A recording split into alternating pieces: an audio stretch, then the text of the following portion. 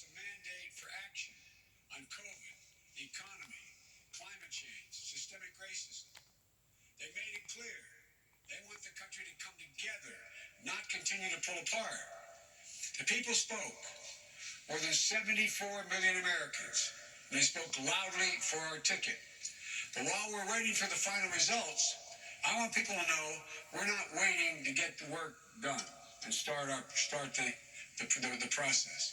Yesterday, Senator Harris and I held meetings with groups of experts on public health and the economic crisis this country is facing. The pandemic, as you also know, is getting more worrisome all across the country. Daily cases are skyrocketing, and it's now believed that we could see as many as 200,000 cases in a single day. The death toll is approaching 240,000 lives lost to this virus. That's 240,000 empty chairs, kitchen tables, and dining room tables all across America. We'll never be able to measure all that pain and the loss, the suffering that so many families have experienced. We know something about what it feels like to lose someone. And I want them to know they're not alone. Our hearts break with you. We want everyone to know on day one, we're going to put our plan to control this virus into action. We can't save any of the lives lost, any of those who have been lost, but we can save a lot of lives in the months ahead. Senator Harris and I also heard yesterday about how this recovery is slowing because of the failure to get the pandemic under control. More than 20 million people are on unemployment. Millions are worried about making rent and putting food on the table. Our economic plan will put a focus on a path to a strong recovery.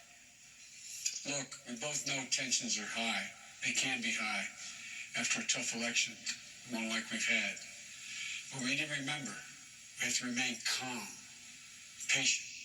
Let the process work out as we count all the votes. You know, we're proving again all the legal votes. 4 years in this country. Democracy works. Not if you're cheating. Be counted. I don't care how hard people try to stop it. I will not let it happen. The people will be heard.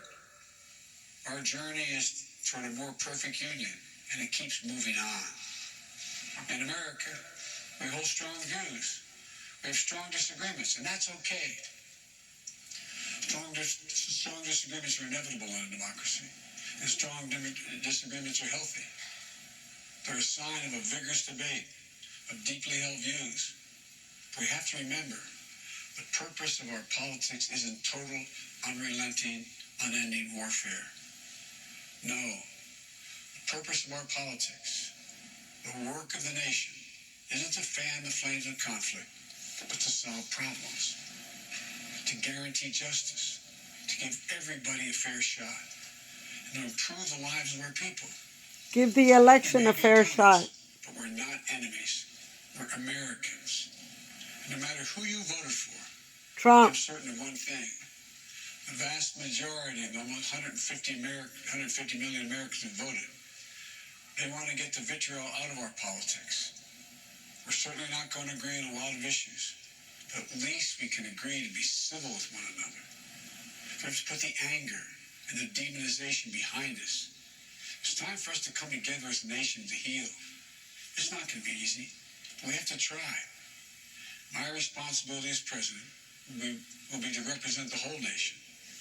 And I want you to know that I'll work as hard for those who voted against me as those who voted for me. No, thank you. That's the job. That's the job.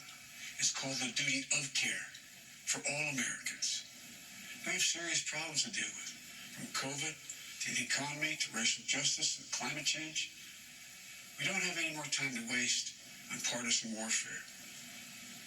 You know, and more than that, we have such an incredible opportunity to build the future we want for our kids and our grandkids.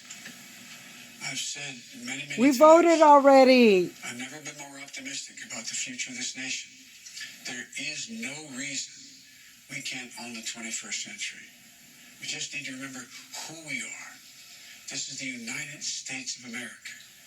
There's never been anything we've been unable to do, unable to accomplish when we've done it together.